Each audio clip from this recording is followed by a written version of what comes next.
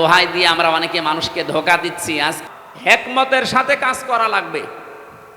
আজ যারা এ কথা মিডিয়ার সামনে এসে এই গণভোট সেই গণভোট না, বেশ কয়েকবার জাতীয় সংসদের অধিবেশন থেকে এটা কিন্তু আর আগস্টের 5 তারিখের আগে নেই, 24 সালের। সুতরাং আমরা সাবধান হব। এখন আর আমাদের মুখে যেহেতু লাগাম নেই, সত্য কথা বলতে আর কোনো বাধা আছে? আগেও বলতে পারতাম, কিন্তু মুখ চেপে ধরা হতো। এখন চেপে ধরেন তো দেখি। দোহাই দিয়ে আমরা অনেকে মানুষকে ধোঁকা দিচ্ছি। আজকে আমি বলতাম না এটা, শুধুমাত্র তেলাওয়াতকৃত আয়াতটা এই সূরা কি আনআম 165টা আয়াত আছে। এটা নাজিল হয়েছে মক্কায়। এখান থেকে একটা বিষয় আমার মাথার ভেতরে ঘুরপাক খাচ্ছে, এই কারণে নিয়ে আসলাম এটা। 4 নাম্বারটা আগে বলি, তারপরে আমি বলছি। ওয়াল হিকমা, হিকমতের সাথে কাজ করা লাগবে। আজ যারা এ কথা মিডিয়ার সামনে এসে এই যে সংস্কার বলছেন, এটা এই শব্দ থেকে নেওয়া। যা আশা করেছিলাম কিছুই হয়নি। শুধু নাটোরে ডিসি গেছে কুষ্টিয়ায়, কুষ্টিয়ারটা কুমিল্লায়, মাল তো সব একই আছে। আমরা চাই যে দায়িত্ব ভার নিয়ে আপনি বসেছেন, অন্তত সংস্কার এবং দৃশ্যমান কয়েকটা বিচার দেখান। এক কথা বলেন না কেন যে একটা মহিলার সিদ্ধান্তের কারণে 2000 মানুষ অলরেডি বিদায় নিয়েছে। এটা সরকারি জরিপ। বেসরকারি জরিপ হচ্ছে 3432 জন। এই চান না এটা? সেদিন বাংলাদেশ জাতীয়তাবাদী দলের একজন সর্বোচ্চ পর্যায়ের নেতা, ওনার কাছ থেকে আহ্বান পেয়েই তিনি এসেছিলেন। এই জন্য সাবধান থাকবেন, আপনিও যেন এরকম রাস্তায় নেমে আবার গাল না খান।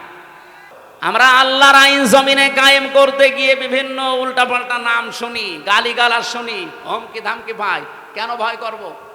আপনি আল্লাহর আইনের বিরুদ্ধে মানুষের তৈরি করা আইন কায়েম করতে গিয়ে ভয় পান না।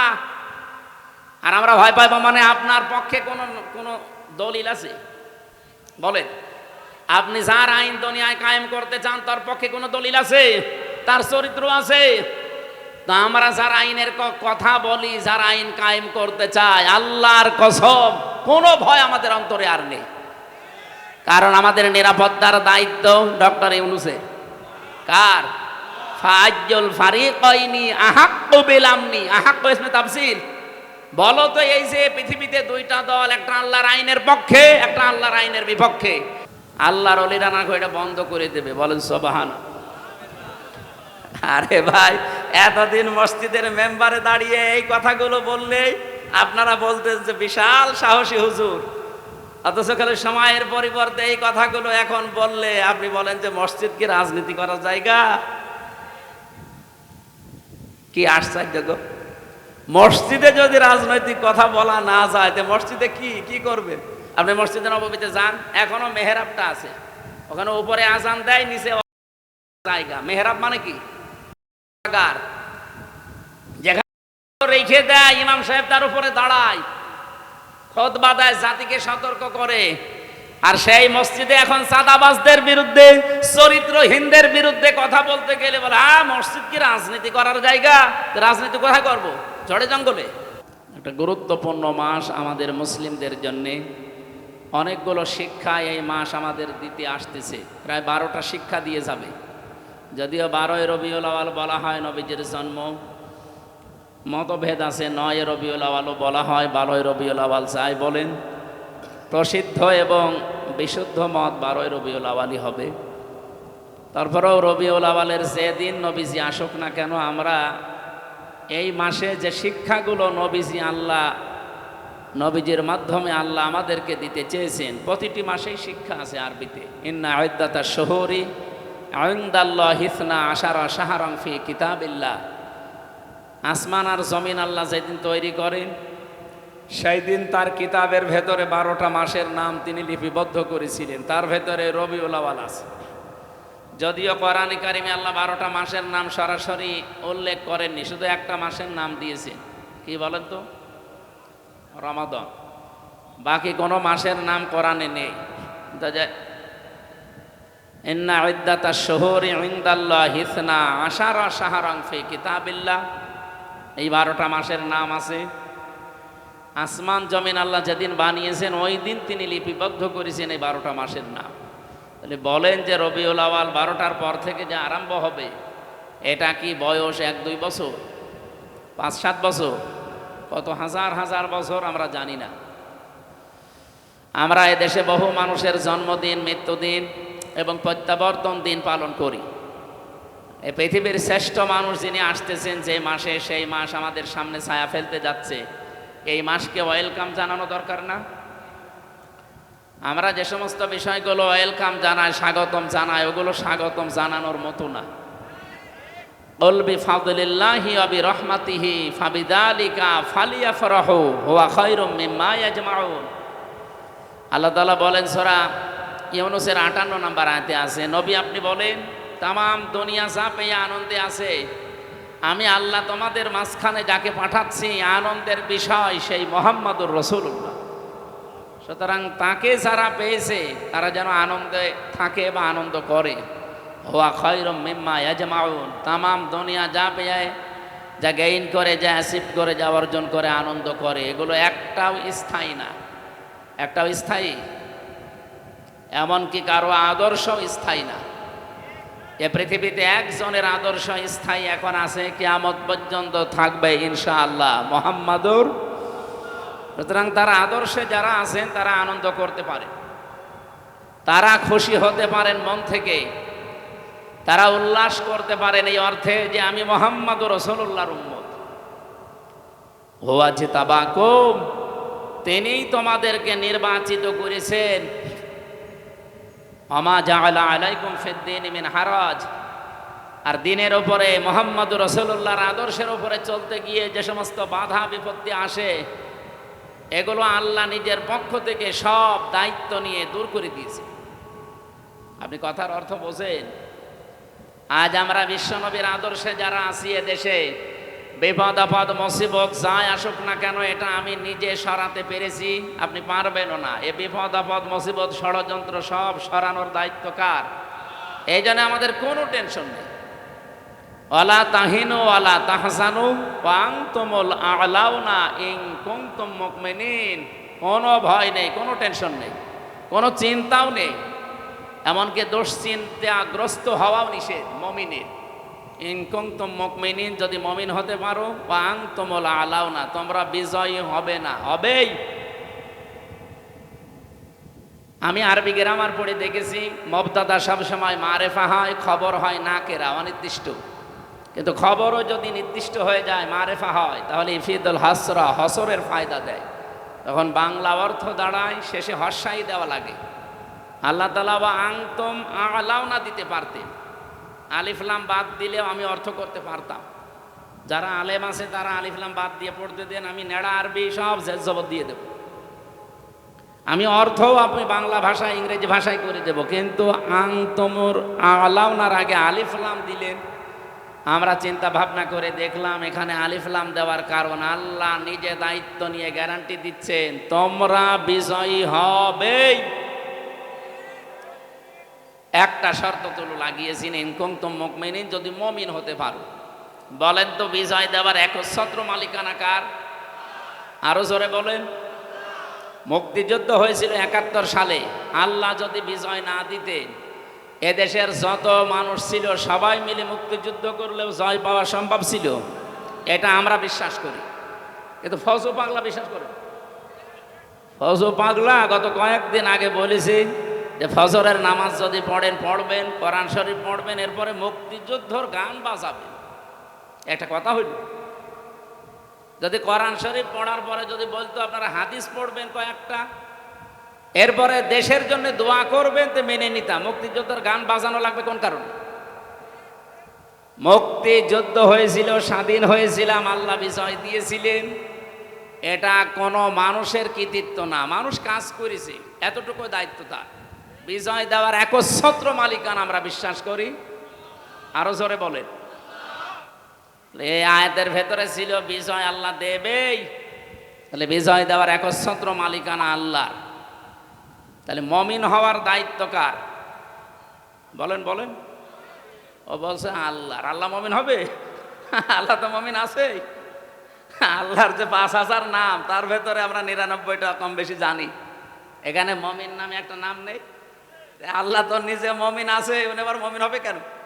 ওনার ওপর বিশ্বাস করে আমাদের মুমিন হওয়া লাগবে। তাহলে আমরা আজ আনন্দিত এই কারণে যে আমরা এমন একজনের উম্মত, তার উম্মত হওয়ার জন্য নির্বাচিত হওয়া লাগে। হুয়াজ তাবাকুম, তিনিই তোমাদেরকে নির্বাচিত করেন। আমার প্রশ্ন, নির্বাচিত হওয়া লাগে যেই পদ্ধতিতে, তার নাম কি? নির্বাচন।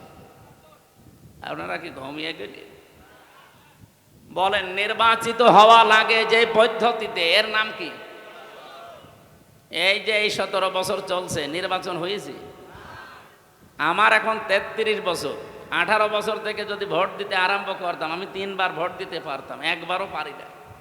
তার মানে অন্তত এই আমার বয়সী যারা, এই 30, 32, 33 বছর যাদের বয়স, তারা নির্বাচন কি এটা আমরা জানি না। তাহলে এতদিন যারা আমাদের মাথার উপরে নির্বাচিত আমরা এই কথা বলে চালিয়েছে, এরা ডাহা মিথ্যাবাদী না? এমনকি যেটা পালিয়েছে ওটা এখনো মুখ জোর করছে যে আমি নির্বাচিত ছিলাম, আমারে উৎখাত করা হয়েছে। এত বড় শয়তান আর এত বড় মিথ্যাবাদী। আপনি নির্বাচিত ছিলেন, কে বলে আপনাকে নির্বাচিত? নির্বাচনই তো হয়নি, নির্বাচিত হইলেন কি করে? নির্বাচিত তো হওয়া লাগে নির্বাচনের মাধ্যমে। এই কথা বলেন না কেন? সুতরাং আগামীতে অনেকে চোরা গলি দিয়ে এদিক ওদিক দিয়ে আবার ওই কাজ করতে চাচ্ছেন না। এদেশে নির্বাচনের বাইরে কেউ নির্বাচিত হতে আর পারবেন না। আমি খোলাখুলি বলছি, এটা রেকর্ড হচ্ছে, সারা দেশে যাচ্ছে। অনেকেই সত্য মিথ্যা মিলিয়ে বিভিন্ন ষড়যন্ত্রের মাধ্যমে তারা জানাতে চায় বাংলাদেশ জামাত ইসলামী নাকি ষড়যন্ত্র করছে দেশে যেন নির্বাচন না হয়। এই যে কোরআন শরীফ আমার হাতে, এটা ডাহা মিথ্যা কথা। এই 1 বছর 1 মাসের ভেতরে বাংলাদেশ জামাত ইসলামী শুধু একমাত্র দল যারা নির্বাচনের সব কাজ অলরেডি আরম্ভ করে দিয়েছে।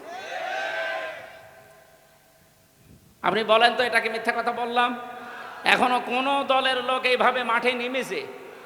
আমরা তো নেমেছি আগে। আপনি কোন কারণে এ দলের ওপরে মিথ্যা তহমত চাপিয়ে দেন? মিথ্যা চাপাতে চাপাতে এখন আর জায়গা নেই। সুতরাং যারা এই ষড়যন্ত্রমূলক কথা বলছেন, আপনারা থামবেন। গত পরশুদিন কি হয়েছে রাতের বেলা আপনারা জানেন? গোপন সংবাদ এদেশে যা আরম্ভ করেছেন আপনাদের 1 বছর 1 মাসের তালিকা কিন্তু বিশ্ব আন্তর্জাতিক মোড়ল যারা অনেকেই পেয়েছে হাতে, তারা আপনাদেরকেও দিতে চাচ্ছে না। আর মিথ্যা তহমত আমাদের ওপরে যা লাগিয়েছেন, এই কয়েকদিন ধরে যেটা চলছে, বিশেষ করে চরমপন্থার সাথে মৌলবাদ নাম দিয়ে এদেশের মুসলমানদেরকে অনেকেই এখনো পর্যন্ত কালার করার চেষ্টায় আছে এই বিশ্বের মোড়লদের কাছে। আমি খোলাখুলি বলছি, এ কথাটা ওনার না, যে বলেছে তার নাম নিলাম না, এ কথা দাদারা শিখিয়েছে এতদিন খনি হাসিনাকে, ওই কথা এখন শেখাচ্ছে অনেককে। ওনার মত দেন, উনি তো অন্তত শ্বশুর বাড়ি পেয়েছে, আপনার তো শ্বশুর বাড়ি এই দেশে, আপনি কি করবেন তখন? এজন্য কারো কালো ফাঁদে পা দেওয়া যাবে না, চিন্তা ভাবনা করি। শেষে আপনারাও পাবেন না, ইসলামের হাতেও দিলেন না। শেষ পর্যন্ত এটা দেখবেন, সাদা চামড়া যারা, তারা অন্য একটা ব্যবস্থা করে ফেলবে। এখন তো অন্তত দাড়ি রাখতে সুযোগ পাচ্ছে, নামাজ পড়তে যেতে পারেন মসজিদে। আমরা বাদ দিয়ে যদি অন্য কেউ শকুনের মতো এসে এই জায়গাটা দখল করে আবার একবার নিতে পারে না, তখন মসজিদেও যেতে পারবেন না, কপাল থাপড়িয়ে মরবে। আশা করছি রেকর্ড হচ্ছে বলে সারা দেশে যাবে, আমি সতর্ক করলাম, এটা আমি গোপনে জানি। আল্লাহ আমাদেরকে সব কিছু থেকে হেফাজত করুন। আমাদেরকে নির্বাচিত করেছেন কে বলেন? কি হওয়ার জন্যে? উম্মত, নবীজির উম্মত। যেহেতু আর 1-1.5 ঘন্টা 2 ঘন্টা পরে আরম্ভ হবে তার জন্মের মাস রবিউল আওয়াল, আমি এই সংক্রান্ত বিষয়গুলো সামনে এনে আজকে কথা বলতে চাই ঘন্টাখানিক। থাকবেন তো ইনশাল্লাহ? হ্যাঁ, এখানে একেবারে নিস্তব্ধ হয়ে যাবেন, ভালো করে শুনবেন। যে আল্লাহ আমাদেরকে অন্তত এই গুরুত্বপূর্ণ একটা মাসে, সফর মাস শেষের দিকে রবিউল আওয়াল আসতেছে, তিনি আমাদেরকে কোরআন কেন্দ্রিক জীবন গঠন করার জন্য, রসুলের সুন্নাহ কেন্দ্রিক জীবন গঠন করার জন্য আজকের এই আয়োজনে হাজির হবার তৌফিক দিয়েছে। এখানে দল মত নির্বিশেষে সবাই আছি আমরা। আমাদের পরিচয় এখন একটাই, আল্লাহর বান্দা, রাসূলুল্লাহর উম্মত। আর অন্য কোনো পরিচয় আছে? ওগুলো সব বাদ দেন। যে আল্লাহ আমাদেরকে সত্যিই বাড়ি থেকে পর্যন্ত নিয়ে এসে বসিয়ে রেখেছেন। আমি আসার সময় আমার পা দেবে যাচ্ছিল, তার মানে জায়গাটা এখনো ভেজা কাদা, নিচ দিয়ে এখনো পর্যন্ত ঠান্ডা উঠতেছে, বৃষ্টি কখন নেমে যায় এখন তার গ্যারান্টি নেই। এই জন্য আমরা খুব তাড়াতাড়ি করব। খুশি হয়ে বলেন আলহামদুলিল্লাহ। দরুদ আর সালাম পাঠ করার মাধ্যমে আজকে আমরা আরম্ভ করছি রবিউল আওয়াল। রবিউল শব্দের শাব্দিক অর্থ হচ্ছে বসন্ত। আওয়াল মানে প্রথম, প্রথম বসন্ত। বসন্ত কি খারাপ? এটা আসলে সব সজীবতা ফিরে পায়। এ পৃথিবী ঠিক ওই রকম অকেজো হয়ে গিয়েছিল। রব্বুল আলামিন বলেন লাকাদ মান্নাল্লাহু আলাল মুমিনিনা ইয বাআসা ফীহিম রাসূলাম মিন আনফুসিহিম ইয়াতলু আলাইহিম আয়াতিহি ওয়া ইউযাক্কিহিম ওয়া ইউআল্লিমুহুমুল কিতাবা ওয়াল হিকমা ইলা আখিরি আয়াত। সূরা আলে ইমরান থেকে বলছি 164 নম্বর আয়াতে আছে আল্লাহ পাক বলেন লাকাদ মান্নাল্লাহ, অবশ্যই আমি আল্লাহ মানন করেছি, অনুগ্রহ করেছি আলাল মুমিনিনা, পৃথিবীর মুমিনদের উপরে। তাহলে আমরা যারা ঈমান এনে মুমিনের দাবি করছি, আমাদের উপরে সবচাইতে বড় মানান, অনুগ্রহ, দয়া আল্লাহর কি?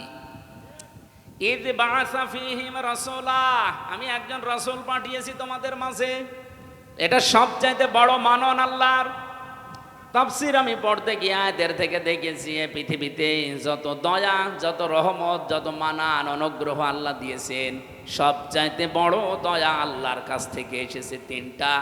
1 নম্বরে কোরআনে কারীম, 2 নম্বরে মুহাম্মদুর রাসূলুল্লাহ, 3 নম্বরে আমরা মার বাবা পেয়েছি। এটা আল্লাহর রহমত। যাদের বেঁচে আছে রহমত বেঁচে আছে, যাদের মারা গেছে তার রহমত আর দুনিয়ায় নেই। তাহলে 2 নম্বরের ব্যাখ্যা বলছিলাম, বিশ্বনবীকে আমাদের মাঝে আল্লাহ পাঠিয়েছেন রহমত, মানান, অনুগ্রহ, দয়া হিসাবে। কি করতেন তিনি? ইয়াতলু আলাইহিম আয়াতিহি, তিনি আল্লাহর আয়াত তেলাওয়াত করে আমাদেরকে শোনাতেন। আজ ওপেন বলছি, আজ যত রকমের কথা বিভিন্ন রাজনৈতিক দল বিশেষ করে বাংলাদেশ কায়েম করতে চান, তাদের ওপরে আপনারা ছড়িয়ে দেন, তাদের ওপরে আপনারা বসিয়ে দেন, তাদের ওপরে আপনারা চাপিয়ে দেন। তাদেরকে বলছি যে মানুষগুলো বাংলাদেশে বলেন আমরা নবীওয়ালা কাজ করি, এই বাংলাদেশ সহ বিশ্বে নবীওয়ালা কাজ করছে যারা এই 4টা কর্মসূচি হাতে নিয়েছে। 1 নম্বরে ইয়াতলু আলাইহিম আয়াতিহি, যারা আল্লাহর আয়াত তেলাওয়াত করে মানুষকে শোনায়। আরে ভাই, আমি তো নিজে সাক্ষী দিচ্ছি, এতদিন তো ওইভাবে অ্যাক্টিভ ছিলাম না। জেল থেকে বের হয়ে অ্যাক্টিভ হয়ে দেখলাম বাংলাদেশ জামাত ইসলামী এবং ইসলামী ছাত্র শিবির আর ইসলামী ছাত্রী সংস্থা, এই 3টার ভেতরে আমি শুধু পেয়েছি তারা কোরআন তেলাওয়াত করে আগে মানুষকে শোনাবে। এটা প্রথম কর্মসূচি। এটা শোনাতে হলে নিজের যোগ্যতা লাগবে। এই জন্য তাদের 15টা পয়েন্ট প্রতিদিন লেখা লাগে। তার প্রথম পয়েন্টে আপনি কোরআন শরীফ কয় আয়াত পড়েন, বুঝে পড়েন না আন্দাজে পড়েন, ওইটাও আবার লেখা লাগবে। হাদিস আপনি কয়টা পড়েন, বুঝে পড়েন না ব্যাখ্যা সহ পড়েন না আন্দাজে পড়েন, ওইটাও লেখা লাগবে। আরও তো 13টা বাদ দিলাম। আপনি এই 2টায় ধরেন, নবীওয়ালা কাজ করতে হলে অবশ্যই আপনাকে কোরআন জানা লাগবে। এক কথা বলেন এখানে, বাংলাদেশ জামাত ইসলামীতে যোগ দিতে হলেই আপনাকে যদি আস্তে আস্তে উপরে উঠতে হয়, মাস্ট বি কোরআন জানা লাগবে। জামাতের কোনো রকম হয়েছে কোরআন পড়তে পারে না, আপনি বাংলাদেশ পুরাটা যদি দেখাতে পারেন, আমি ওয়াজ বাদ দিয়ে দেব। আমি নিজে তো সারা দেশে গেছি, আমার নিজের জেলা থেকেও বলছি। আমার মতো আমির হামজা, আমি হাফেজ, কোরআনের ওপর আমার অনার্স মাস্টার্স করা। আমার রকন হতে গিয়ে যিনি দায়িত্বে এসেছিলেন ঢাকা থেকে 120টা প্রশ্ন করেছি। আমার মতো মানুষ 120টা প্রশ্ন, কোরআন কেন্দ্রিক প্রায় 20টা, পরিবার নিয়ে 20টা, এতদিন পর্দার ওয়াজ করেছি, কিন্তু খাস পর্দা কি এটা আমি নিজেও ওভাবে মানতাম না। অক্টোবরের 13 তারিখে রোকন হওয়ার পর থেকে আমি বাস্তবে দেখেছি যে পর্দা কি জিনিস আর কেন করা লাগে। জামাত ইসলামীর কথা আমি এই জন্যে বলছি, বাংলাদেশে 73টা সংগঠন আছে, দল আছে। কোন দলে আপনি কাজ করলে জামাত কর্মী মানে সমাজকর্মী, অন্য দলের কোনো কর্মী মানে সমাজকর্মী আমি পাইনি। কিন্তু জামাত ইসলামের কর্মী হতে হলে আপনাকে আগে সমাজকর্মী হওয়া লাগবে। এটা বানিয়ে বললাম? আপনি সারা বাংলাদেশে 56,000 বর্গ মাইলে যেখানেই জামাত কর্মী দেখবেন, সে শুধু কর্মী না, দেখবেন সে সমাজকর্মী।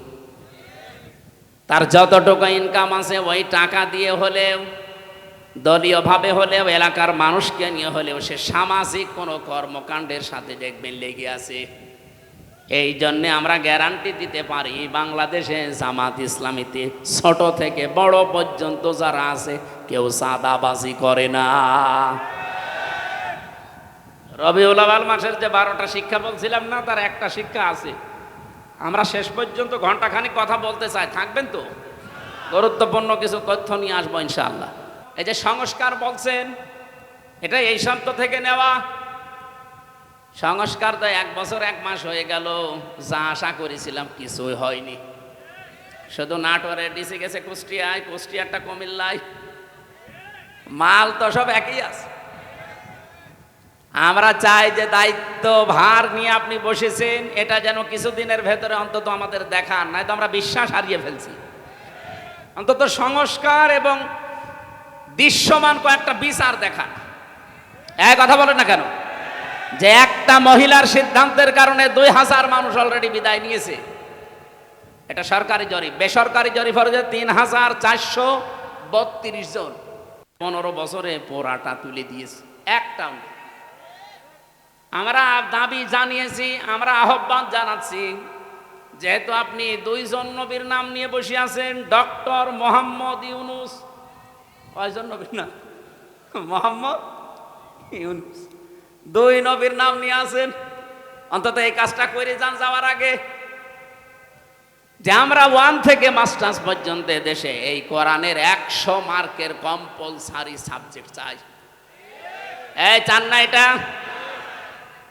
সেদিন বাংলাদেশ জাতীয়তাবাদী দলের একজন সর্বোচ্চ পর্যায়ের নেতা, ওনার কাছ থেকে আহ্বান পেয়েই তিনি এসেছিলেন। বাংলাদেশের পথিতযশা যারা আলেমে দিন আছে বড় বড়, ডক্টর কাজী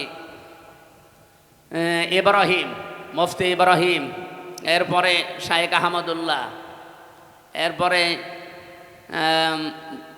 শায়েখ হারুন ইসহার, আমি নিজেও ছিলাম, এরকম আরও যারা আছে, মাওলানা মামুনুল হক, শাকাত হোসেন রাজি আমিনী সাহেবের যে জামাই, এরকম বাংলাদেশে যতগুলো আলেম আছে সব এক জায়গায় হয়েছিল। তারা সবাই চাচ্ছে, এবং জাতীয়তাবাদী দলের গুরুত্বপূর্ণ কয়জন ছিল, আমি নাম নিলাম না, এই মানুষগুলো এসে সবাই তাদের মনের ভেতরে এই আশঙ্কা যে যেভাবে চলছে এইভাবে চলতে থাকলে আমাদের ছেলে মেয়েরাও শেষ বয়সে আমাদেরকে বৃদ্ধাশ্রমে রেখে আসবে।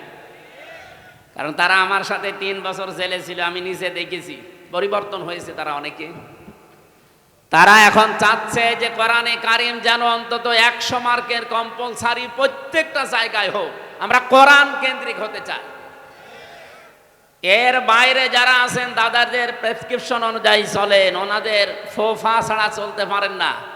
আপনার কপালে কিন্তু আমার মনে হয় এই ফজুর মতো গালিগালাজ খাওয়া লাগবে। দেখেন না আজকে কি গাল দিয়েছে, জয় ফজু বেরিয়া। একটা কথা হলো, আলেমদের বিরুদ্ধে কথা বলার ফল এটা। এই জন্য সাবধান থাকবেন, আপনিও যেন এরকম রাস্তায় নেমে আবার গাল না খান। তাহলে আমরা চাচ্ছি নবীওয়ালা কাজের এই 3 নাম্বার কর্মসূচি হাতে নিতে। আমি গ্যারান্টি দিতে পারি বাংলাদেশ জামাতে ইসলামীকে যদি আল্লাহ ওই জায়গায় পৌঁছিয়ে দেয়, আল্লাহর কসম সংসদ থেকেই পাস হবে এটা ইনশাআল্লাহ। কোরআনে কারিমে দেশে 92% মুসলমান আমরা। অন্য ধর্মের যারা আছে তাদের ধর্মগ্রন্থ তারা পড়বে, কোনো অসুবিধা নেই, কিন্তু 92% আমরা মুসলমান। আমরা চাই এদেশে 1 থেকে শুরু করে মাস্টার্স পর্যন্ত একটা ছেলে যখন বের হয়ে আসবে অন্তত যেন আলেম হয়ে বের হয়ে আসে। আজকে আমার কুষ্টিয়ার ডিসি পাল্টিয়ে গেছে, উনি খুলনায় গেছে, পটুয়াখালীর একজন যিনি উনি আজকে এসে জয়েন করেছে। সাক্ষাৎ করেছিলাম আগেরটার সাথে, উনি অনেকদিন ওএসটি হয়েছিল, শেষ পর্যায়ে এসে কুষ্টিয়াতে দায়িত্ব পেয়ে চলে গেছে আজকে। আমি যতটুকু কথা বলে তার সাথে বুঝেছি, ভেতরে তার কোরআনে কারিমের যতটুকু আলো আল্লাহ দিয়েছে, এই জন্যে কুষ্টিয়াকে অন্তত সাদাবাস মুক্ত করার জন্য তিনি চেষ্টা চালাচ্ছিলেন। কিন্তু কিছু মানুষের কারণে আল্লাহরে বান্দা আর পেরে দেয়নি, এখন খুলনাতে চলে গেছে। আল্লাহ যেন সফলতার সাথে, সততার সাথে এবং এখলাসের সাথে দায়িত্ব পালন করার তৌফিক দিন। আজকে কুষ্টিয়ার সবচাইতে বড় অফিস, আমি ওখানে গিয়েছিলাম দুপুরবেলা, অনেক সময় ছিলাম। উনি আমারে বলছিলেন, আমি প্রায় 16-17 বছর ওএসডি হয়েছিলাম। আল্লাহ যখন আমাকে দায়িত্বে এনেছেন, আর আমি যতদিন কুষ্টিয়ায় আছি, উনি গ্যারান্টি অন্তত আমাদের 8-9 জনের সামনে দিলেন যে যারা সততার দিক থেকে, চরিত্রের দিক থেকে 1 বছরে এগিয়ে আছে, আমি তাদের মাধ্যমে কুষ্টিয়াতে কাজ করতে চাই। তিনি নাম নেয়নি, কিন্তু আমি জেনেছি তারা হচ্ছে বাংলাদেশ জামাত ইসলাম। 1 বছর 1 মাসের ভেতরে তাদের কোন চরিত্রে খুঁত পেয়েছেন আপনি? বিড়ি খায় এমন একজন কর্মী পেয়েছেন? বাকিগুলো তো বাদই দিলাম। আর বাকি অন্যান্য যারা আছেন, এই 73টা দলের অধিকাংশ দল, আমি সবাই বলি নাই, অধিকাংশ আপনি মিলিয়ে দেখবেন, তারা যাদের আদর্শ নিয়ে রাজনীতি করে, ও আদর্শই না। তা আমাদেরকেও যারা মওদুদীর অনুসারী, মওদুদীর উম্মত পর্যন্ত বলে ডাকেন, আপনি মানুষ। আমরা মওদুদীর উম্মত মানে, মওদুদীর অনুসারী মানে, আমরা তাকে ফেকার ইমামও মানি না, তাকে আমরা মাযহাবের ইমামও মানি না। তার হাজার হাজার দিক নির্দেশনা আছে, শুধু একটা বিষয় আমরা গ্রহণ করেছি, এই গণতান্ত্রিক পদ্ধতিতে ইসলামকে তার জায়গা মতো নিয়ে ইসলামের কাজগুলো করার এই একটা পদ্ধতি নিয়েছি। আপনার যদি এটা ভালো না লাগে, আপনি অন্যটা নেন, কিন্তু আপনি আমাকে মওদুদীর উম্মত বলেন, অনুসারী বলেন, কোন কারণে? আমি কি তার মতো টুপি মাথায় দিয়েছি? বলেন, তার টুপির যে সাইজ আপনি দেখেননি? আমি তার মতো যে পোশাক, তার যা আছে সব কিছুকে আমার তার মতো আছে, আমি একটা শুধু নিয়েছি। আপনার যদি ভালো না লাগে, আপনি ওটা নিয়েন না, কিন্তু এরকম গালিগালাজ করবেন না। এটা কিন্তু আর আগস্টের 5 তারিখের আগে নেই, 24 সালের, এখন 25 সালের সেপ্টেম্বরের কয় তারিখ আজকে? আগস্টের 25 তারিখ চলছে। সুতরাং আমরা সাবধান হব এখন। আর আমাদের মুখে যেহেতু লাগাম নেই, সত্য কথা বলতে আর কোনো বাধা আছে? আগেও বলতে পারতাম, কিন্তু মুখ চেপে ধরা হতো। এখন চেপে ধরেন তো দেখি। আর আসবেন না আমি জানি, আসবেন কি করে? আপনি তো পালিয়েছেন। আমার ভাইরা, নবীওয়ালা কাজের যে দোহাই দিয়ে আমরা অনেকে মানুষকে ধোঁকা দিচ্ছি, আজকে আমি বলতাম না এটা। শুধুমাত্র তেলাওয়াতকৃত আয়াতটা, এই সূরা কি আনআম 165টা আয়াত আছে, এটা নাজিল হয়েছে মক্কায়। এখান থেকে একটা বিষয় আমার মাথার ভেতরে ঘুরপাক খাচ্ছে, এই কারণে নিয়ে আসলাম এটা। 4 নাম্বারটা আগে বলি, তারপরে আমি বলছি। ওয়াল হিকমা, হিকমতের সাথে কাজ করা লাগবে। আজ যারা এ কথা মিডিয়ার সামনে এসে আলেম নামে কলঙ্ক, তারা আলেম নাম নিয়ে এগুলো বলেন যে 5 কোটি মানুষ এক জায়গায় হলেই কি ইসলাম কায়েম হয়ে যাবে? 5 কোটি না, এ বাংলাদেশের সব মানুষ এক জায়গায় হলেও ইসলাম কায়েম হবে, এ কথা আমরা বলি না।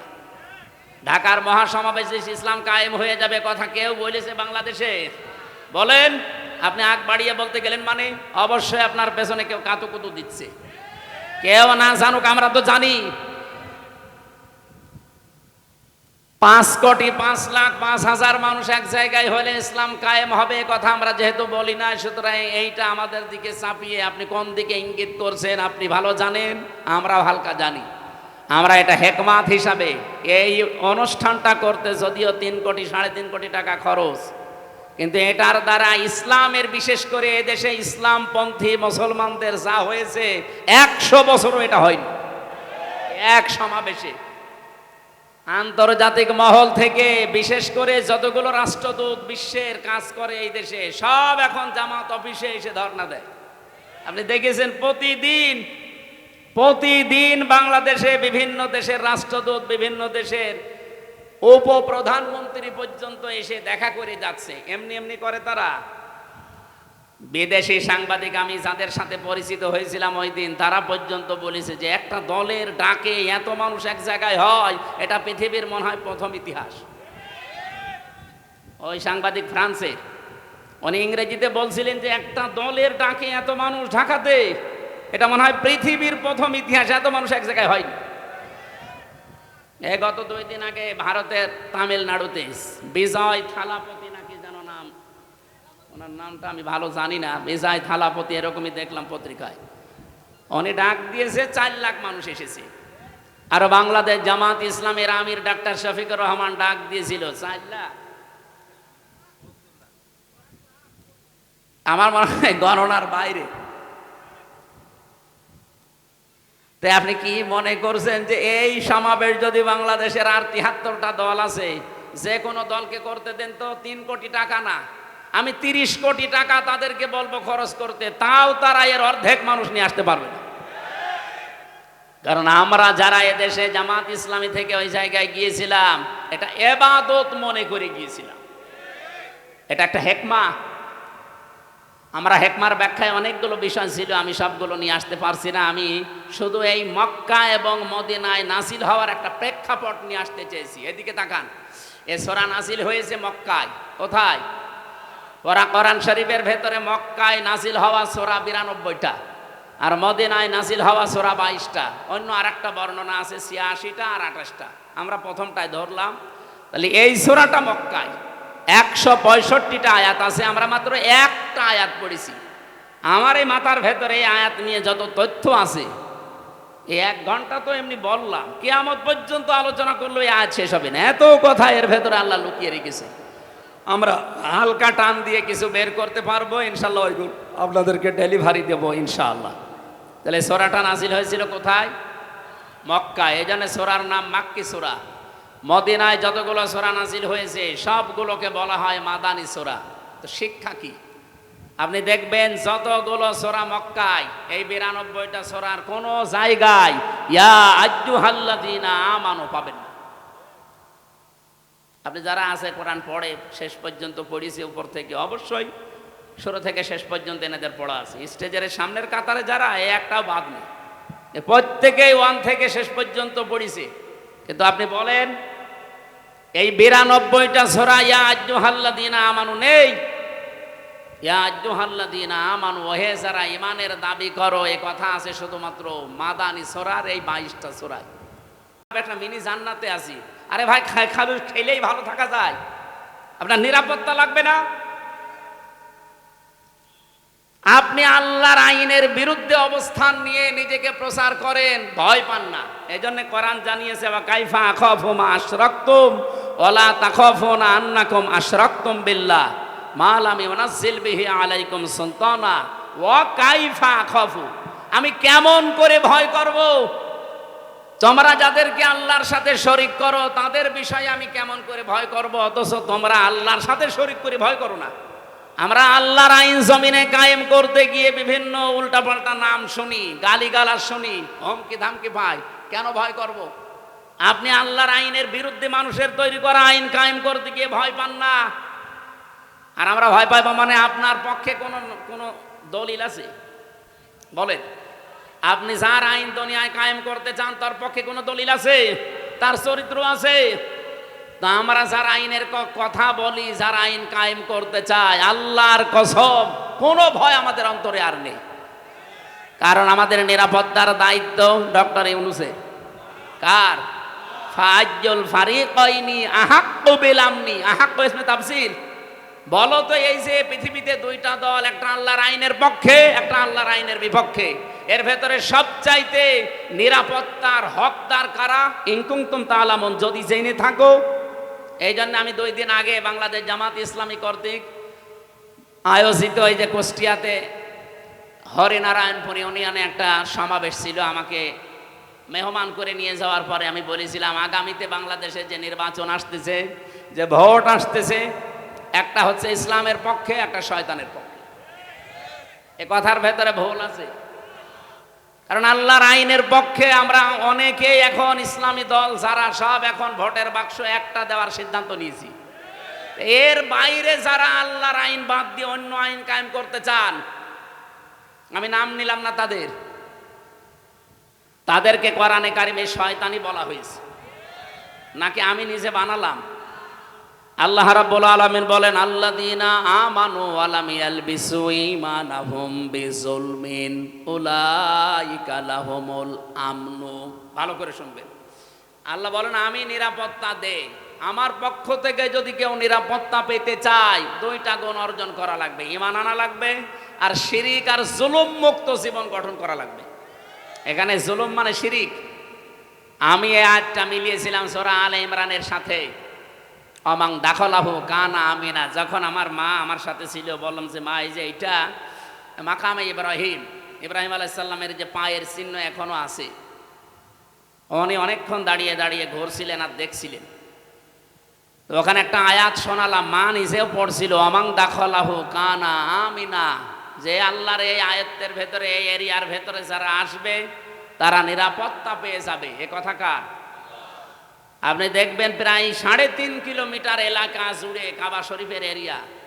আমি 3.5 কিলোমিটার পার হওয়ার পরে রাস্তায় লেখা দেখলাম, মামনুউন গয়রা মুসলিম তাদখুল, বা এরকম আরবিতে লেখা আছে যে মুসলমান বাদ দিয়ে অন্য কোনো জাতির লোক এই এলাকায় প্রবেশ করা নিষেধ।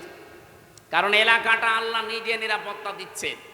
আপনার নিজের বাবার খনিও যদি সামনে পড়ে যায়, এই কাবার এরিয়ার ভেতরে আপনি কিছুই বলতে পারবেন না। কি কথা বলছেন? এবার আমার প্রশ্ন এই নাটোরবাসীর কাছে, বলেন তো বাংলাদেশের এই 56,000 বর্গ মাইল কি কাবা শরীফ? তো এখানে নিরাপত্তা লাগবে না? আজ আমি রাস্তায় চলতে পারি না চাঁদাবাজির ভয়ে, ছিনতাইয়ের ভয়ে। গত পরশুদিন আমার ঘরের পাশে এসির তার কেটে নিচ্ছে দিনের বেলা, সিসি ক্যামেরা লাগানো আছে। আমি জমান নামাজ পড়তে গেছি, ওই সময় সিসি ক্যামেরায় দেখলাম 1:31 বাজে, তার মানে নামাজে দাঁড়িয়েছে অলরেডি। ওই সময় চোর কাটতেছে। একটা তার কেটে ও হয়তো নেশাখোর কয় টাকায় বিক্রি হবে, 200-300, অথচ ওটা লাগাতে 7,000 টাকা লাগবে। ও কাটতেছে, আমি 30 সেকেন্ডের ভিডিও ওসি সাহেবকে বললাম, এই যে দেখেন তো। ও তো জানে না যে ক্যামেরা লাগানো আছে, ও ধান্দায় কাটতেছে। ওসি সাহেব বলছে ঠিক আছে, আমি শনাক্ত করতে পেরেছি, দেখছি। আল্লাহ, বিকালে বলছে হুজুর ধরে ফেলেছি। বিকালে ধরা পড়ার পরে জিজ্ঞাসা করলাম কি? বলছে আচ্ছা করে পিটালাম। বলছে এর আগেও 2 বার কেটেছিলাম। তার মানে ঠিকই বলেছে, এর আগেও 2 বার কেটেছি। কি করলেন? বছরে চালান দিয়ে জেলে পাঠিয়েছি। তো এই যে এই লোকটা দিনের বেলায়, আমার নিরাপত্তা নেই, আমার জিনিসের চুরি হয়ে যাচ্ছে। আর এই রাতে এখন এই 10:30 11টায় কুষ্টিয়া পর্যন্ত নিরাপদে বাড়ি যেতে পারবো কিনা সে গ্যারান্টি এখন আমার হাতে আছে নেই। তাহলে এই 56,000, এখান থেকে কুষ্টিয়া মাত্র 60 কিলো এই জায়গা থেকে, তাহলে 56,000 বর্গ মাইল, প্রায় 1250 কিলোমিটার এদিক ওদিকে, এত বড় বিশাল এরিয়া, কাবা শরীফের মতো নিরাপত্তা দেওয়া লাগবে না? এটা তো ডক্টর ইউনূসই পারবে নাকি? বলেন বলেন। আল্লাহ রাব্বুল আলামিন বলেন উলাইকা লাহুমুল আমনু। এই যে উলাইকা দিয়েছে, এই বাংলাদেশের 56,000 বর্গ মাইলের দিকেই মনে হচ্ছে আল্লাহ এভাবে আঙ্গুল দিয়েছেন। এই মানুষগুলোই নিরাপত্তার হকদার, যদি তারা সত্যি ঈমান আনতে পারে নির্ভেজাল ভাবে, আর তারা ঈমানের সাথে জুলুমকে, তার মানে শিরিককে মিশ্রণ না করে। বাংলাদেশে নিরাপত্তার সাথে চলতে হলে দেশ শিরিক মুক্ত করা লাগবে। যত শিরিক পৃথিবীতে আছে 120 প্রকার পর্যন্ত আমি পড়েছি। সবচাইতে বড় শিরিক হচ্ছে আল্লাহর আইনের সাথে শিরিক করা। সুতরাং এই দেশে আমরা আল্লাহর আইনকে যারা প্রতিষ্ঠা করতে চাই, তাদের জীবন শিরিক মুক্ত। আল্লাহর আইনের বাইরে অন্য কোনো আইন, যারা বাবার আইন, স্বামীর আইন, চাচার আইন, দাদার আইন, ব্রিটিশের আইন কায়েম করতে চান, আপনি শিরিক করছেন। আপনি নিরাপত্তায় থাকতে পারবেন না। আমাদের নিরাপত্তা তো মাস্ট বি আছে। আমরা মরে গেলেও শহীদ, বেঁচে থাকলেও গাজী, এরকম একটা শপথ বাক্য নিয়েই দুনিয়ায় বেঁচে আছি। কুলিন্না সলাতি অনুসুকি অমাহইয়া অমামাতি লিল্লাহি রাব্বিল আলামিন। নবী আপনি বলেন আমার নামাজ, আমার কোরবানি, আমার বেঁচে থাকা, আমার মরে যাওয়া সব আমি আল্লাহকে দিয়েছি। এই কথা বলেই কিন্তু রাস্তায় আসা লাগে। যারা শপথ বাক্য পাঠ করে রকম হতে হলে এ আয়াত পড়ায় না? যারা পড়িয়েছে আপনি জিজ্ঞাসা করেন, আমারে তো পড়িয়েছে, আমারে আমিরে জামাত জেলখানায় পড়িয়েছে, বলছে এখানে পড়িয়ে দিলাম, বাইরে যেয়ে নতুন করে ঝালাই করবা। এসে আমি আবার এই 7-8 মাস পড়াশোনা করে পরীক্ষা দিয়ে ঝালাই করে আমাদের কেন্দ্রীয় মেহমান মোবারক ভাই এসে আমারে বলছে, বলো কলিন্না সলাতি, অথচ এই আয়াত সেই ছোটবেলা থেকে পড়ছি। তো ওই দিন পড়ার পর থেকে একটা আলাদা জিনিস আল্লাহ আমাকে দান করেছে, বলেন সুবহানাল্লাহ। আমার ভাইরা, আমি যে কথাটা তুলে আনতে চেয়েছিলাম, বাংলাদেশে এই 54 বছরে এখনো পর্যন্ত আল্লাহর বিধান একটাও চলছে না।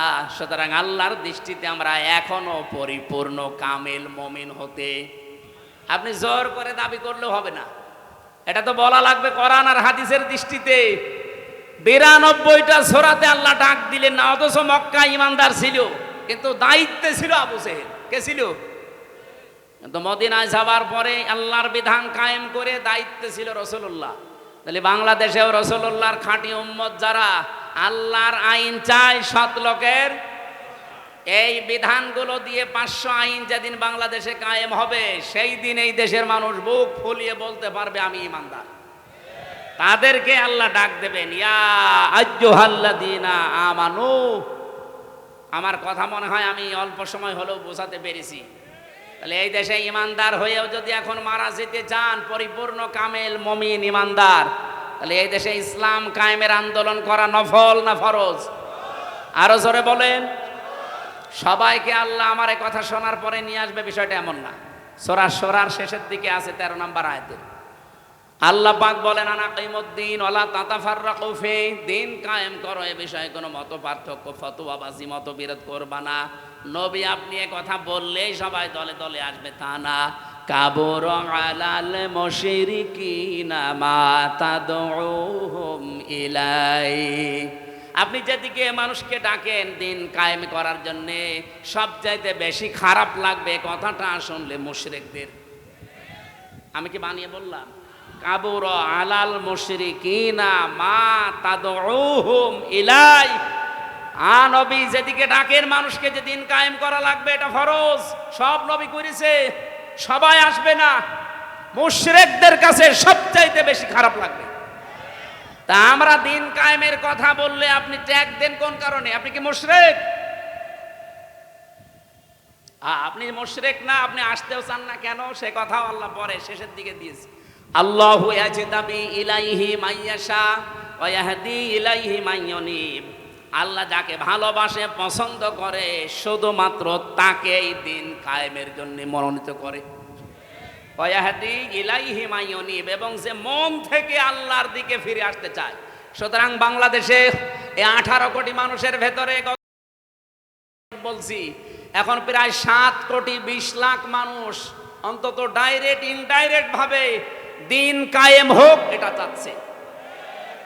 18 কোটির ভেতরে 7 কোটি 20 লাখ, আমি আশা করছি আর 1 বছর যেতে দেন, যদি ডবলও হয়ে যায় তাও কত কোটি হবে? 14 কোটি 40 লাখ। বাকি যারা আছে কিয়ামতের আগেও আর আপনাদের আশা স্বপ্ন পূরণ হবে না। এই জন্যে ফজর মতো, হাবিবের মতো, হারুন ভাইয়ের মতো মানুষকে লাগিয়ে দিয়েছে।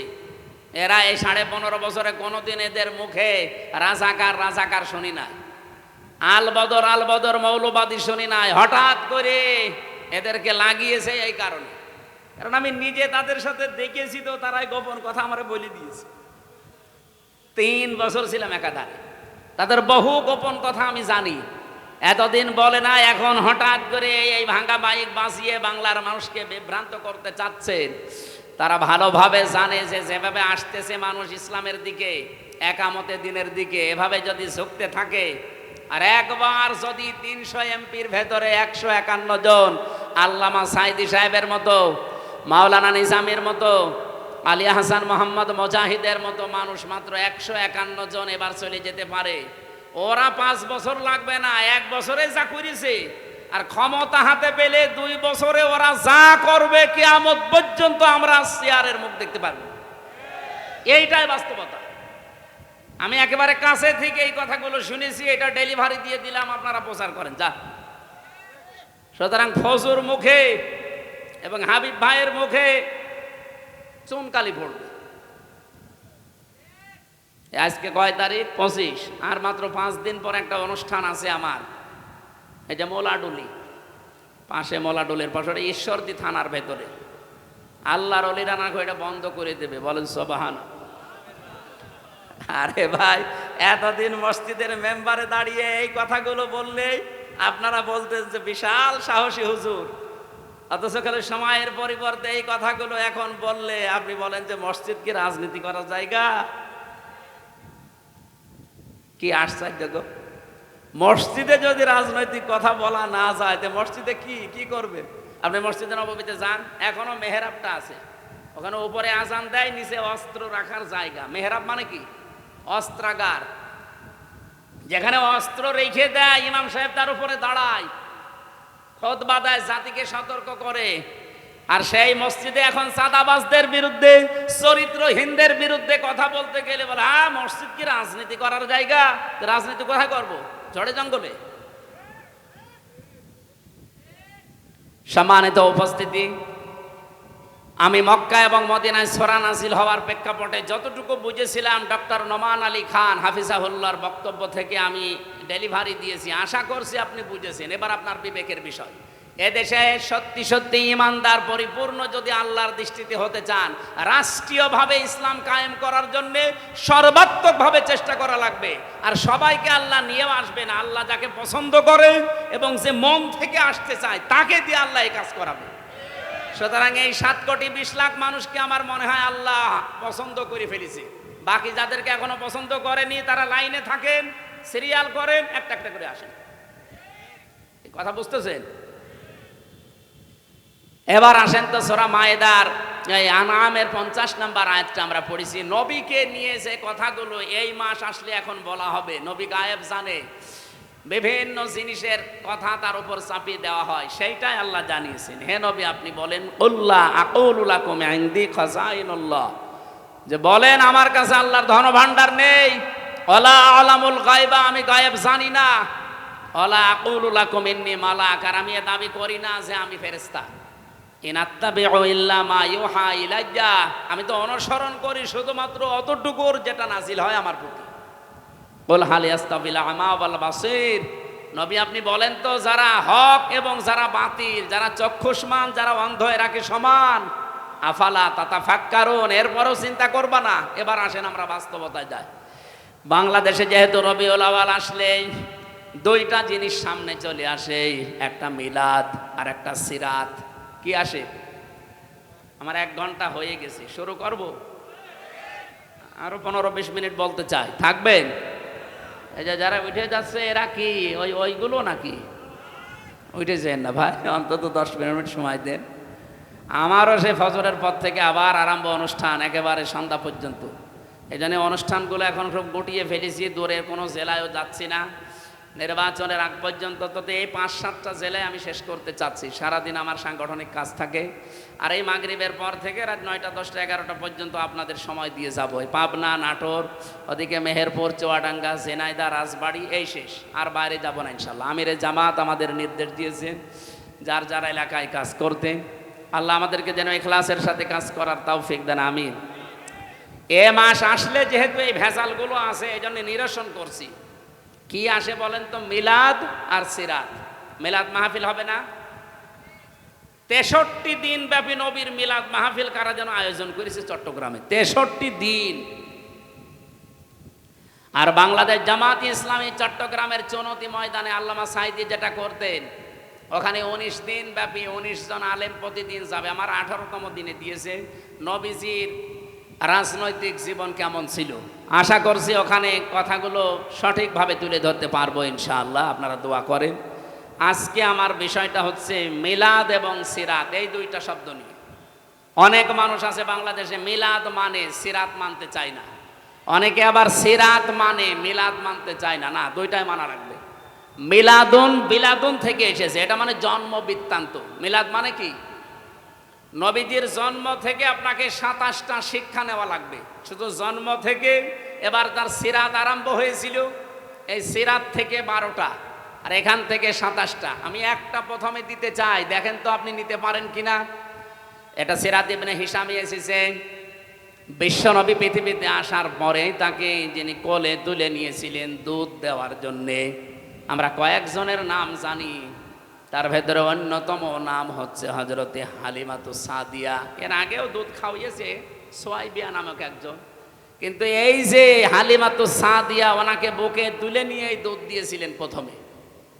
সিরাত ইবনে হিশাম যিনি লিখেছেন উনি বলেন, ডান স্তন মুখে দেওয়ার পরে নবীজি মুখ বের করে নিলেন, বাম স্তন মুখে দেওয়ার পরে নবী মুখ, ডান স্তন দেওয়ার পরে তিনি দুধ খেয়ে আরম্ভ করলেন দুধ পান করা, বাম স্তন দেওয়ার পরে তিনবার তিনি মুখ বের করে দিলেন। হযরতে হালিমা বলেন, আমি মুখের দিকে তাকিয়ে দেখি চোখের ইশারা দিয়ে মোহাম্মদ আমাকে বসাতে চায়। মা হালিমা জোর করেন কেন? ডান স্তন আমার ছিল, এটা তো আমি পান করেছি। বাম স্তন এটা আমার না, আমি জানি আপনার একটা সন্তান আছে ছোট, আমার আব্দুল্লাহ দুধ ভাই, এটা আমার দুধ ভাই আব্দুল্লাহর হক। আপনি জেনে রাখেন, দুনিয়ায় আমি ভাইয়ের হক নষ্ট করার জন্য আসি নাই, এসেছি ভাইয়ের হক ফিরিয়ে দেওয়ার জন্যে। বাংলার মুসলমানেরা, সেই নবী এই রবিউল আউয়াল মাসে জন্ম নিয়ে মায়ের কোলে বসে ভাইয়ের হক নষ্ট করে না, ফিরিয়ে দেয়, সেই নবীর উম্মত এখন আমরা দাবি করছি। এ রবিউল আউয়াল মাস আসলে অনেকেই সাদাবাজি থেমে নেই, অনেকের দুর্নীতি ঘুষ খাওয়া থেমে নেই। কিসের রবিউল আউয়াল পালন করেন আপনি? মিলাদ দেন। বহু মানুষকে আমি কুষ্টিয়ার কথা বলছি, আমি নাম নিলাম না, কুষ্টিয়াতে শুনেছি চাঁদার টাকা আদায় করে এনে মিলাদ দেয়। আমি নাম নিলেও নিতে পারতাম। কুষ্টিয়া ওই যে চাউলের কাজ কারবার বেশি হয়, কুষ্টিয়া থেকে পোড়াদা পর্যন্ত যে বিশাল মার্কেট, বাংলাদেশের দ্বিতীয় মার্কেট বলা হয় এটা। এখানে অনেকেই দেখি, শুনছি, দেখছি তারা চাঁদাবাজি করে আমাদের মতো হুজুরকে দিয়ে মিলাদ পড়াচ্ছে। এই রবিউল আউয়ালে পড়াবে টাকা কিসে? চাঁদা। কি দিচ্ছে? তো মিলাদে আপনি কি বলবেন? মিলাদ মানে বিলাদ, বিলাদ মানে জন্ম বৃত্তান্ত। নবীর জন্ম বৃত্তান্ত থেকে তো লাগবে যে নবীজি ভাইয়ের হক ফিরিয়ে দিতেন, আর আপনি ভাইয়ের হক আরো নষ্ট করছেন, মেরে খাচ্ছেন, আবার মিলাদ দিচ্ছেন তার নামে। আশা করছে আপনি থামবেন, এটা আপনার কানেও যাবে, ডাইরেক্ট না গেলেও ইনডাইরেক্ট আপনার কানে যাবে, আপনি থামবেন। 2 নম্বরের বিষয় পেয়েছি সিরাত। বিশ্বনবী মুহাম্মদুর রাসূলুল্লাহর জীবন চরিত্র, তার আদর্শ, এটাকে সিরাত বলা হয়। আমার প্রশ্ন, দুনিয়াতে বহু মানুষ শুধু নবীজির মিলাদ মেনেছে, বিশ্বাস করেছে, মহব্বত করেছে মিলাদকে, কিন্তু তারা জাহান্নামে গেছে শুধু সিরাত না মানার কারণে। কিন্তু বহু মানুষের জীবনী আমি পড়ে দেখেছি, তারা মাত্র শুধু মিলাদ না, মিলাদও মেনেছে, সিরাতও মেনেছে। এই মানুষগুলো দুনিয়া থেকে জান্নাতি। যেমন হযরতে আমির হামজা, হযরতে আব্বাস রাদিয়াল্লাহু তাআলা আনহুমা, 2 জনের কথা আপনি পড়া জীবনী পড়ে দেখবেন। তাদের পড়া জীবনে আমি পড়ে পেয়েছি, তারা মিলাদও বিশ্বাস করেছে, নবীর জন্ম, তারা সিরাতও মেনেছে।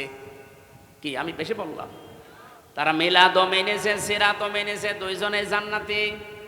আপনি সিস্টেম অপর পৃষ্ঠায় দেখুন, আরো 2 জন চাচা আছে, নবীর আপন চাচা, আবু লাহাব আর আবু তালেব। এই 2 জন চাচা নবীর মিলাদ নিয়ে, জন্ম নিয়ে খুশি ছিল, কিন্তু নবীর আদর্শ পেয়ে তারা খুশি হয়নি। এই জন্য 2 জনে জাহান্নামী। আমার মনে হয় যারা জ্ঞানী মানুষ বুঝে ফেলেছেন। সুতরাং এই রবিউল আউয়াল আসলে শুধু মিলাদ নিয়েই খুশি থাকবেন, আপনি আর কি খুশি? আবু লাহাব নিজের বাড়ির কাছের মেয়ে লোক কিনা দাসীকে এই 2 আঙ্গুল দিয়ে আজাদ করে দিয়েছিল, এত খুশি হয়েছিল এই লোকটা।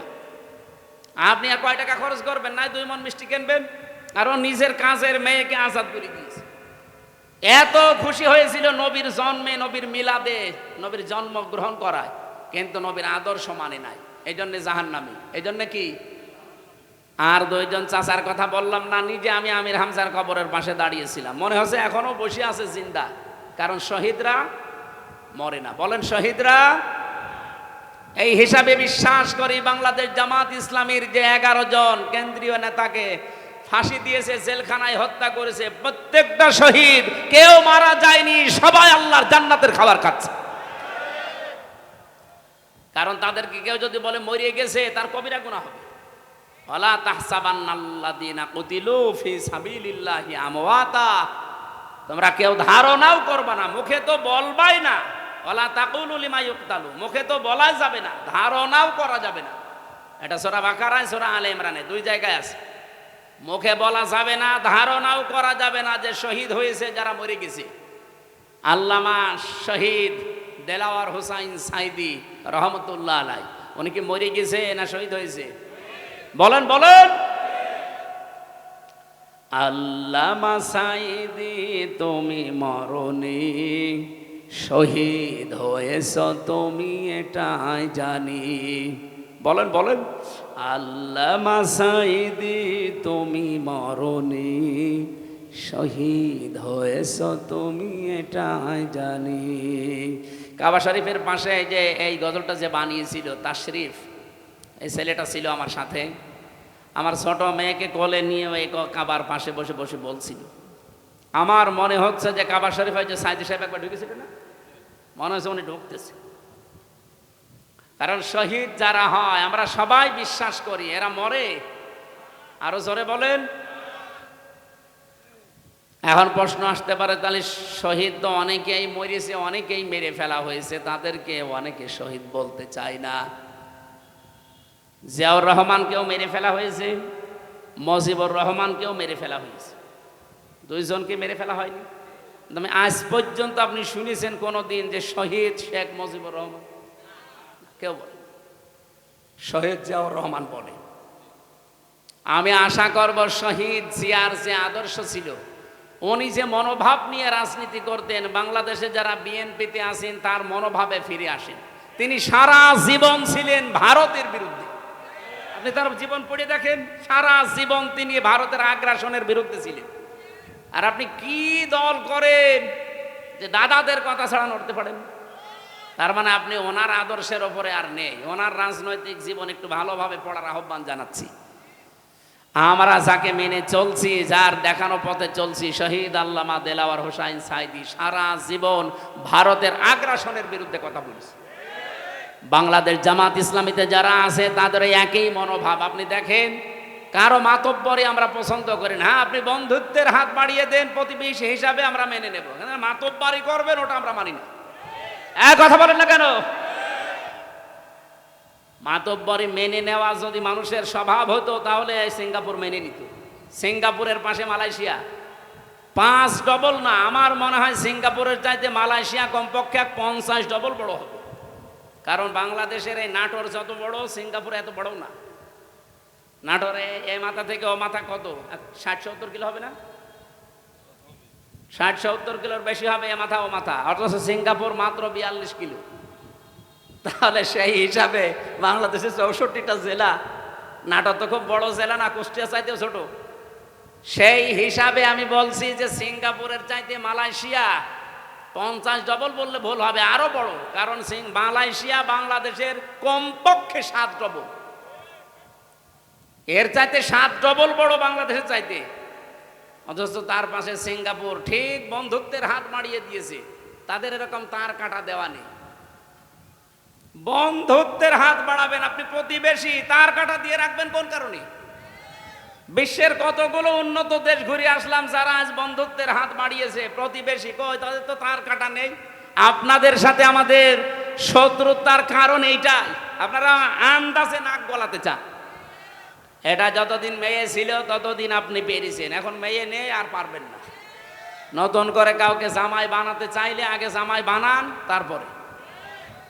আর আমরা আপনার জামাই হব, কারণ আপনার সাথে আমাদের আত্মীয়তা করা যায় না। আপনার হচ্ছে বললাম না, মুসলমানই দেওয়া লাগবে। আমরা যে জাতি, আমাদের সাথে আপনাদের আত্মীয়তা যেহেতু জায়েজ নেই, সুতরাং প্রতিবেশী যেভাবে থাকে ওইভাবে থাকেন। আমরা আপনাদের বিরুদ্ধে যাব না, কিন্তু প্রতিবেশী যখন মালিকের স্রোত ধরবেন তখন সারা জীবন বিরোধিতা করা লাগবে। এই কারণে আমরা রাসূলুল্লাহকে শুধুমাত্র মিলাদে মেনে, সিরাতে না মেনে আবু লাহাব আবু তালেবের মতো হতে চাই না। আমরা হতে চাই আমির হামজা হযরত আব্বাস রাদিয়াল্লাহু তাআলা আনহুমা। মিলাদও মানতে চাই, সিরাতও মানতে চাই। সিরাত মানবেন কোথা থেকে? 40 বছর থেকে শুরু করে 63, এই 23 বছরে 1 সেকেন্ডও বাদ দিতে পারবেন না। অনেক সময় হয়ে গেল আজকে। আমার সকালবেলা থেকে অনুষ্ঠান শুরু, ফজরের নামাজ পড়ে, মানে প্রায় কালকে 8টা হিসাব করে লিখে দেখলাম, 8টা অনুষ্ঠান কাল সারাদিন। এরপরে মাগরিবের পর আবার সিরাত অনুষ্ঠান। আমি আজকে চালাতে গেলে অনেক সময় লেগে যাবে, আমি আর চালাতে পারছি না। 1 ঘন্টা 20 মিনিট চলছে। আগামী থেকে আবার দেখবো ইনশাআল্লাহ। আল্লাহুম্মা আমিন। লা ইলাহা ইল্লা আনতা সুবহানাক ইন্নী কুনতু মিনাজ জালিমিন। রব্বুল আলামিন, বিশ্বনবী যেটা না অনেকেই সেটা মনে করে তার সাথে পর্যন্ত শিরিক করে ফেলে। এই রবিউল আউয়াল মাস আরম্ভ হচ্ছে, আমাদেরকে তুমি বাঁচাও।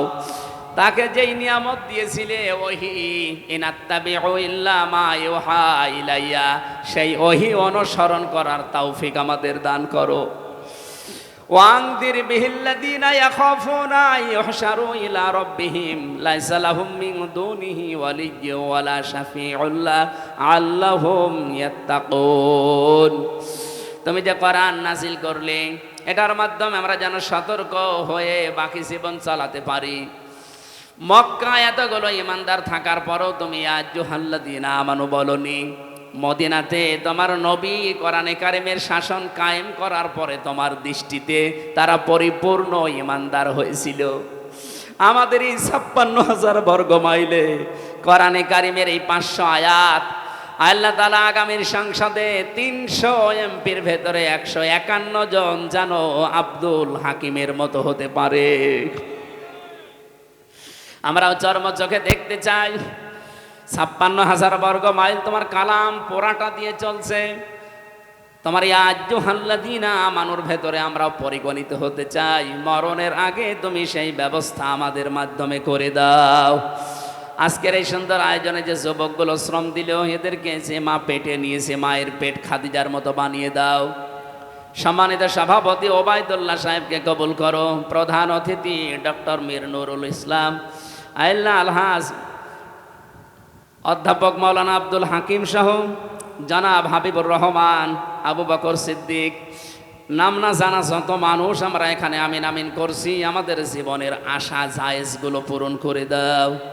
শয়তানের ধোকায় যত অন্যায় করে ফেলেছি আল্লাহ, অন্যায়গুলো ক্ষমা করে দাও।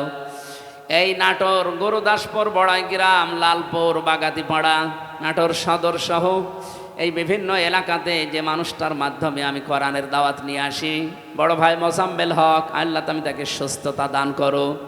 আমার কণ্ঠটা তুমি কোরআনের জন্যে মেহেরবানি করে কবুল করে নাও। মা বোনেরা যারা পর্দা ডালে বসে আছে, আল্লাহ সামনে আমাদের উহুদের যুদ্ধ, বদরের যুদ্ধ, তাবুকের যুদ্ধ আমরা পাইনি, কিন্তু ভোট যুদ্ধ আসতেছে। আল্লাহ দল মত নির্বিশেষে আমাদের ঐক্যবদ্ধ হয়ে এই ভোট যুদ্ধে ইসলামের পক্ষে থাকার তৌফিক দাও। মেয়েদেরকে তুমি ফাতেমাতুজ জাহরার মতো বানিয়ে দাও। আমরা অনেকে অসুস্থ আছি, শেফায়ে কামেলা জেলা দাও। এলাকায় যারা কবরে আছে আল্লাহ কবরগুলো জান্নাত বানিয়ে দাও। আগে সেই 12 সাল, 13 সাল, 14 সালের দিকে যখন আসতাম, আবু বকর সিদ্দিক নামে আমার এক নাম ডাকা মামা এলাকায় ছিল। আল্লাহ সে কবরে আছে, তার কবরটাকেও তুমি মাফ করে জান্নাত দিয়ে দাও। বারাকাল্লাহু লানা ওয়া লাকুম ফিল কোরআনিল আযীম। কখন কার কাছে আজরাইল চলে আসবে জানি না। চর্ম চোখে অন্তত এটা যেন দেখতে পারি যে তোমার কোরআন দিয়ে 56,000 বর্গ মাইল চলছে। আল্লাহ তাআলা জনাব মাওলানা আলী আকবর, যার মাধ্যমে আজকের এই আয়োজন, তার পাটা অ্যাক্সিডেন্ট করে নষ্ট হয়ে গেছে। মেহেরবানি করে শেফায়ে কামেলা আজেলা দান করো। তার বাবা মা কবরে আছে, কবরগুলো জান্নাতুল ফেরদাউস বানিয়ে দাও। তার স্ত্রী পুত্র সন্তান আদি যেগুলো দিয়েছে সহি সালামতে রাখো। আজকের মাহফিলটা হেদায়েতের জন্য কবুল করি নাও। আমরা নবীর মিলাদও মানি, আমরা নবীর সেরাতও মানি। আল্লাহ আমাদেরকে আমির হামজা আব্বাস রাদিয়াল্লাহু তাআলা আনহুর মতো হওয়ার তৌফিক দাও। আমরা যেন আবু লাহাবের মতো, আবু তালেবের মতো না হয়ে যায়। আলহামদুলিল্লাহি রাব্বিল আলামিন। লা ইলাহা ইল্লাল্লাহু মুহাম্মাদুর রাসূলুল্লাহ।